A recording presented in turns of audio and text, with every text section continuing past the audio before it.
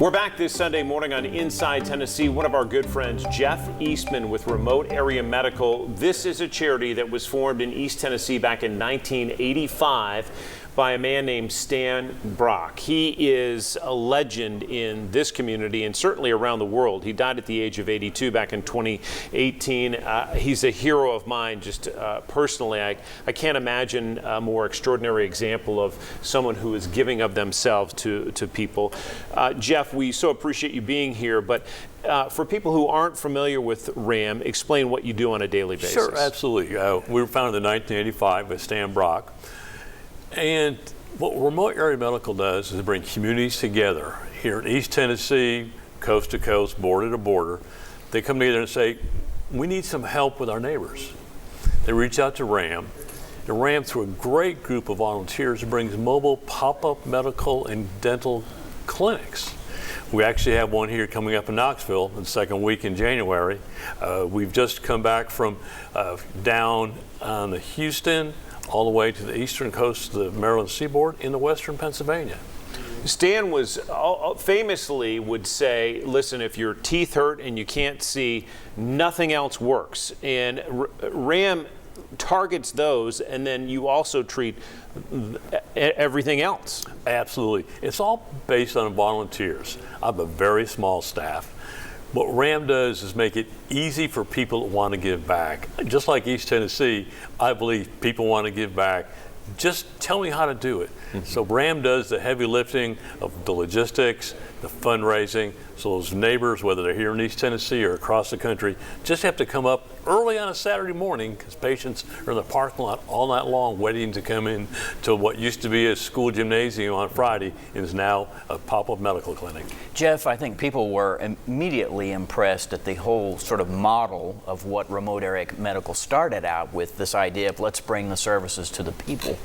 But one of the things I've always been impressed with is how you all have continued to evolve. We talked a little bit about, there are two things I wanted to hit on. One you told us about off camera, which sounds really cool. I want people to know about. But a couple years ago, I think, you came on and said, you know what, we're going to start doing something that's basically telehealth. And you say that's really sort of grown and has become a strength. What do you do? How's that work? Absolutely. Stephen Blackstock, he's our telehealth manager, has taken telehealth where we have a vehicle, used to be a medical providing vehicle. We have a nurse in it, and we use Starlink. We'll go down here to Care Clips, okay, or Carm. Set up.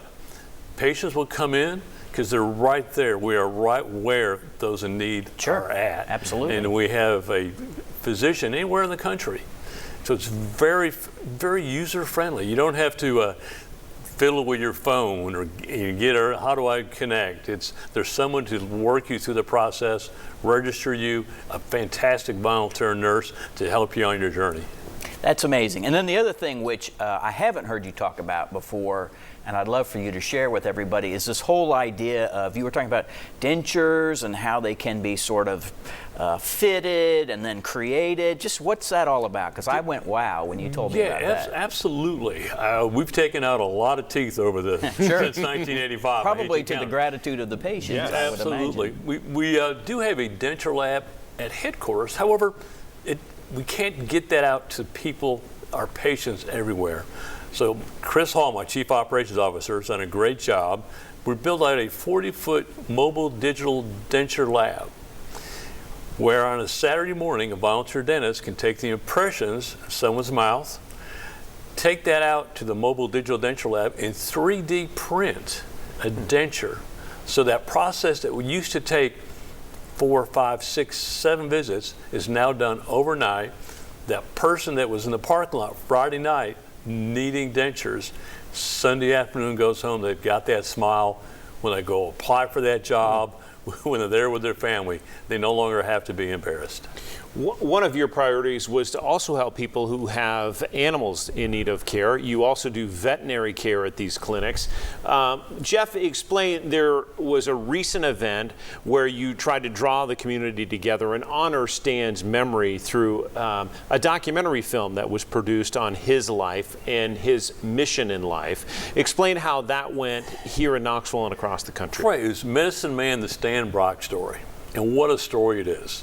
To me, he's one of the great cowboy, naturalists, aviators, philanthropists. He's probably one of the last great ones that you'll ever come across. And a team, Paul Angel, came and spent 10 years going to our clinics, walking the walk, talking the talk, spending time with our patients. Another couple of years to edit it. Took it around to all kinds of film festivals. Won Best Documentary at Savannah College of Art and Design. Had a one-time showing on the 14th of November. Had an amazing turnout here in Knoxville. Not just Knoxville, but Oak Ridge. In fact, hats off to Regal. We actually filled one of the theaters out in Turkey Creek, and they opened up another one to them. There's a reason why Stan came to Knoxville. It's because everybody's so friendly and how everybody gives back, and we're excited to be here.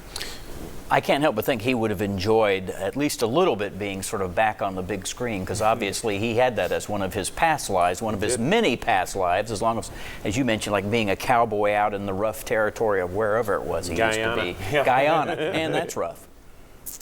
Yeah, it's been 5 years since his passing. Mm-hmm. The movie was just let people know about him, his legacy. You can also go to learn more about it. We have twice a year we put out a magazine. The digital one is on our website, ramusa.org. And you can click on it and find the magazine there, which tells a great story about Stan. If you want to get involved, you can go to ramusa.org and click on volunteer. We need volunteers locally at headquarters or on the road as our clinics.